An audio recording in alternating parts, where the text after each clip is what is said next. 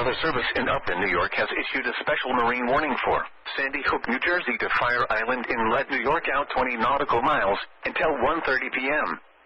At 12:51 p.m., a severe thunderstorm capable of producing waterspouts was located near Rockaway Inlet, moving northeast at 40 knots.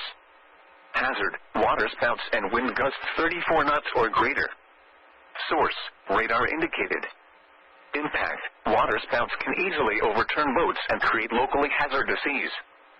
Small craft could be damaged in briefly higher winds and suddenly higher waves. The severe thunderstorm will be near Jamaica Bay around 12:55 p.m. Island Park and Barnum Island around 1:05 p.m. Middle Bay and Jones Beach around 1:10 p.m. Move to safe harbor until hazardous weather passes.